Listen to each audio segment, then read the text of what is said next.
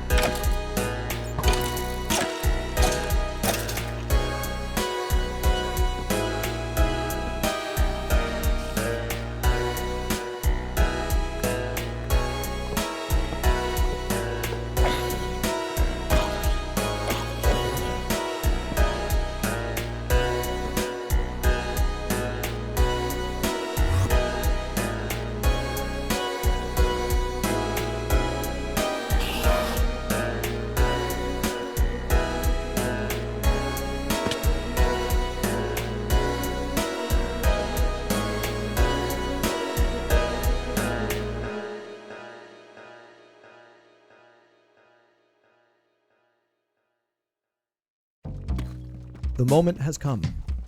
Preparations for the railway had begun.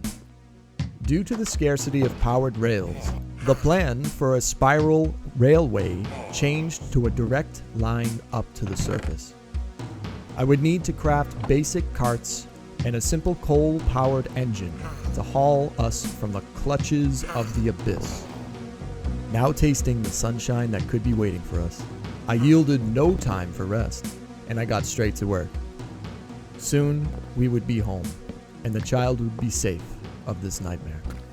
It wasn't until I really started digging when I realized just how deep we are.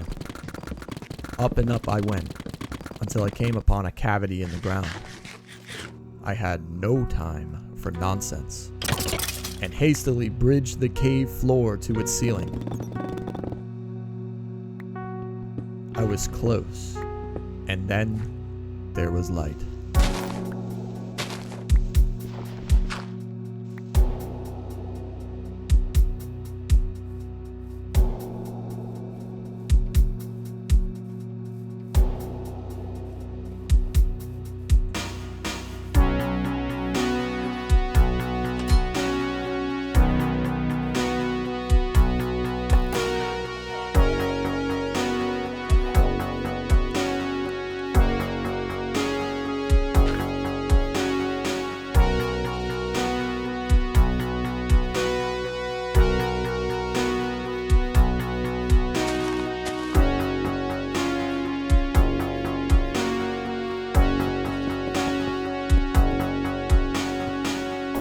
I made it out.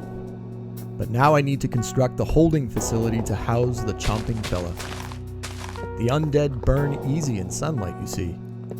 It wasn't long before my time in the sun was over, and I descended into the blackness one more time. When I surface again, my mission will be complete. All that was needed now was a leap of faith.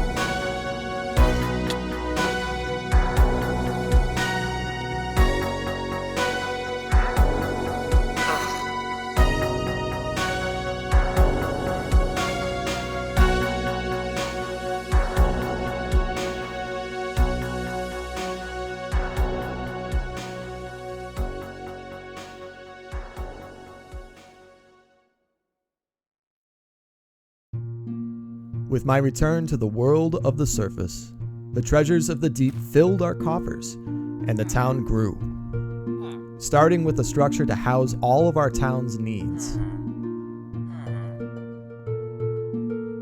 The storage building stood tall and boasted 2 levels, the lower as the place for building materials, and the latter being where the tools and weapons reside.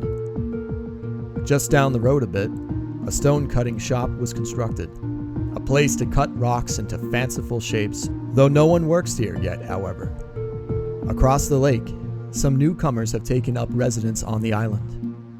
A couple of pirates, bound to fish for the riches of the deep sea. They make for fine company. With the progress aside, my quest was not over. We needed a cleric, one to prove mastery of potions and medicine. My journey took me south to find such a cleric when I had arrived at a close neighboring village. Running into town center, I found some locals who told me of a cleric in the high mountain village nearby. Their accents were strange, but I understood them, and I quickly departed. It wasn't long after leaving that I spotted the mountain crested by a village. Hope flooded my veins, and I began to think of a way up the slopes. The steepness humbled me, and I found I needed to dig paths that were safe enough to climb. But as soon as I made it up, I went straight into town.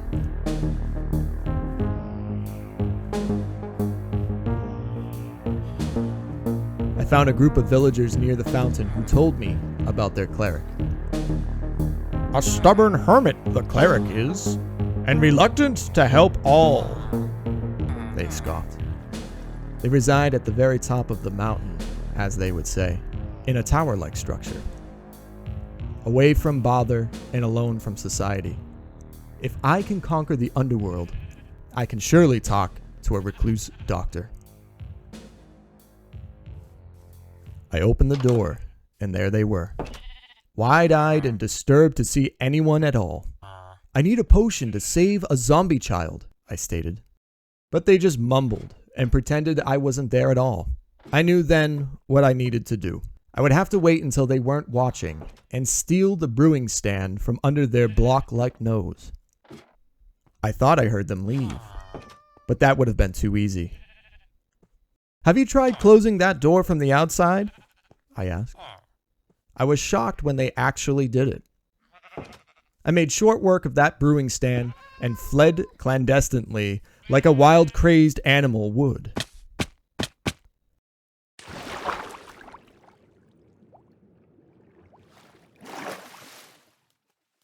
I did it. With this brewing stand, I will employ one of our villagers who will be free from greed and will have a mandatory social life and good manners too.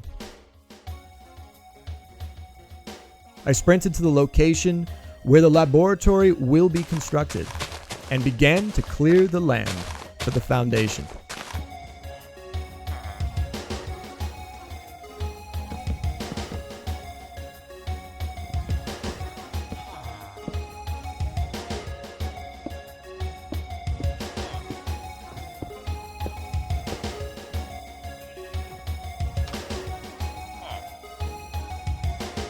Back to the mines for me to dig up gold. You see, doctors in this world need a lot of capital to get an education in medicine. It is no small feat to behold, but I found many pockets of the yellow shiny stuff and smashed it up rhythmically. It was time for me to return and get smelting.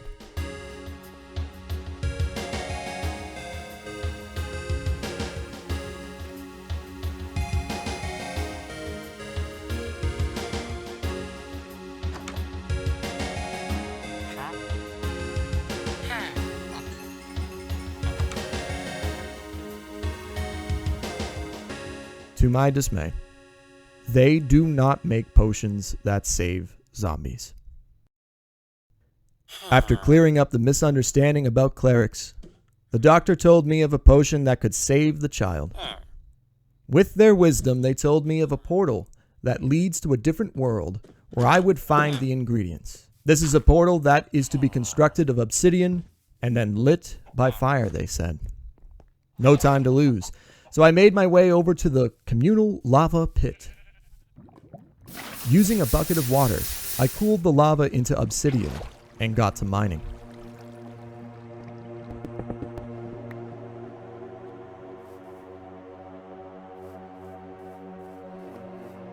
Reviewing the map, my path was clear.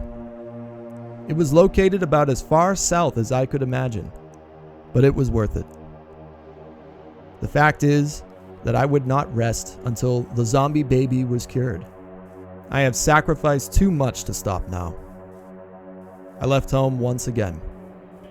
The memories I had made and the friends I have cherished are all behind me now. When I entered the cave, I had a deep belief I would return. This time feels different. And then I saw it. 2 dark pillars are what remain of this ancient doorway to somewhere. I gathered all of my bravery and made my way down to it. With one last free breath, I began to repair the frame.